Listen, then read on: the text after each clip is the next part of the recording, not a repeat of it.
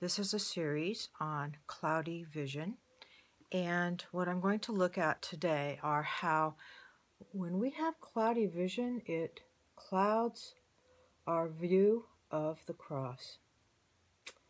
And I'm going to read the testimony of a man named Robert Wieland. He was a pastor who taught righteousness by faith, and it's found in a book called In Search of the Cross. And the book that I'm reading from is copyrighted in 1967. I believe there's also a few versions after that. You can still find this book on the internet. And I'm reading in chapter 9 where he talks about his experience. He grew up believing that after Jesus died, he went to heaven. And really, when he thought about it, it didn't seem like Jesus suffered very much. And so he didn't understand. He accepted the cross and salvation, but he didn't understand why he didn't have a strong emotional response or love for Jesus like he saw other people in church have. So I'm going to read some of his conclusions in his story.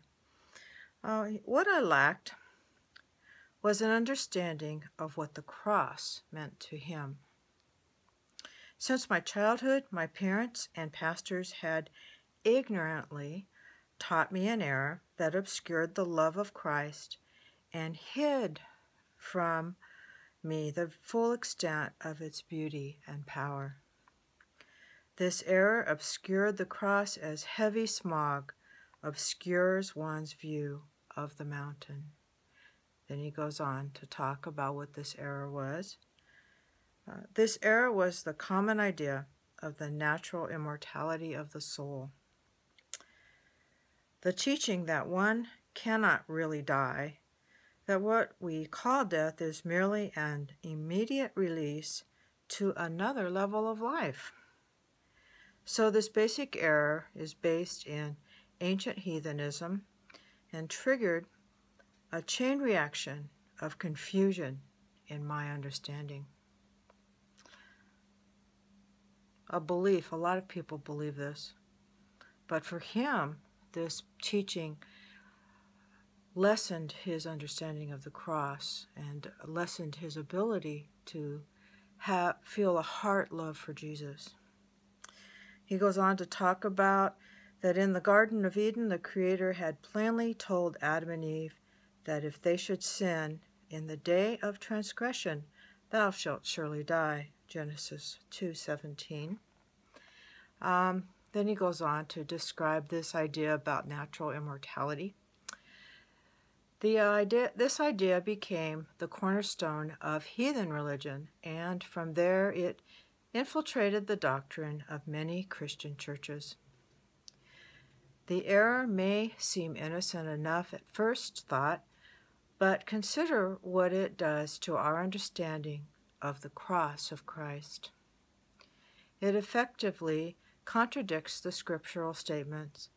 Christ died for the ungodly. Christ died for me. Romans 5, verses 6 and 8. In other words, the way Satan wants us to understand it, Christ didn't really die for us at all. He merely endured physical pain in which he was sustained throughout by the assurance that he had nothing to risk, nothing to lose, since he could not really die. So if he had nothing to lose, then what he gave was not of any value. This is found in pages 78 and 77 of this book. So this is a man who, he didn't understand all truth, but God led him to understand about righteousness by faith and to have a heart love for Jesus. We have many truths today that we have cloudy vision about. And one thing we don't want to do is lose our vision, our love for Jesus, of the cross. And we want to have not any blinders on that cover our love for Jesus or our surrender to him. And there are many, many errors that are prevalent in churches and both secular and religious community today. So I want you to just think about that. Our goal is we don't want to cloud our vision about Jesus.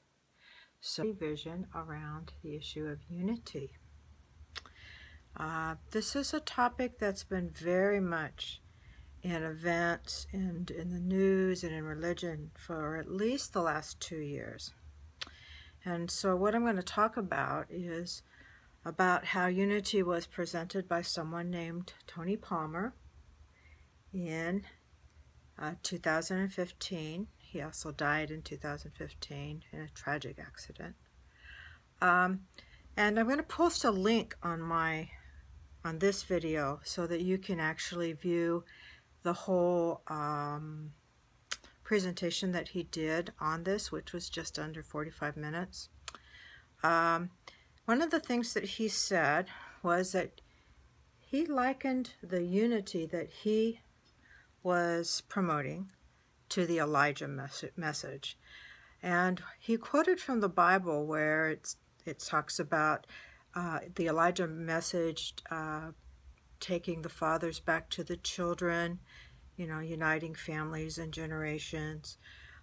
He said that then the unity he was promoting was a message of reconciliation. And then he said that he talked about what he called were divisive doctrines and beliefs. Division and being divisive was a key word that he used. He said that if you had divisive beliefs and doctrines, that you had spiritual racism.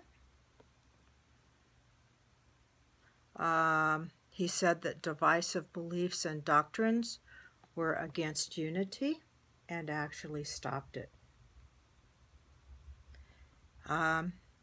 He said that divisive beliefs and doctrines were against the cross and against Jesus, and that they were diabolical and evil.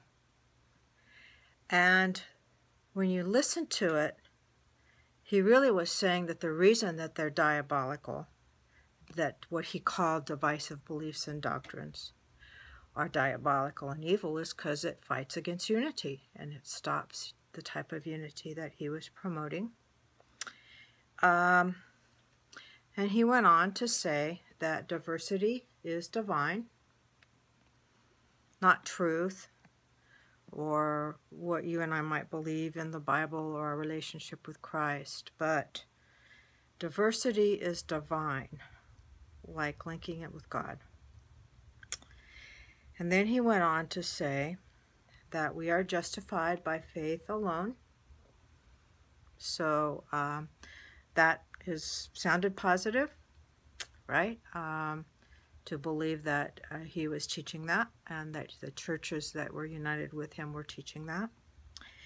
And then he said that in 1999, that Protestantism ended, that there was no longer a reason for there to be Protestantism. And if you listen in the news, there's actually some kind of celebration that's supposed to occur around October 31, 2017, this year, to celebrate that Protestantism is over, that it's ended. The protest is over. Okay, so this is what he was promoting as unity. And then he also said some things that I think are important to consider. He talked about what he called fear, which he called false evidence appearing real. So he said that divisive doctrines did that. Okay, and he said that speaking of these doctrines that were fighting unity and that were promoting fear, false evidence, that this was propaganda. In other words, he didn't use the word fake news, but that's really what he was saying, that it was fake news, fake evidence, promoting itself as truth. So he said that any church or organization that is being united, supporting unity, that they are credible. But if by having doctrines or beliefs that fight unity, that are what he would call divisive, that those are against unity and they are not credible. Okay? So what I want you to think about is that in the Bible talks about what we would call two classes, two types of unity that are going to happen in the last days, and two classes of worshipers.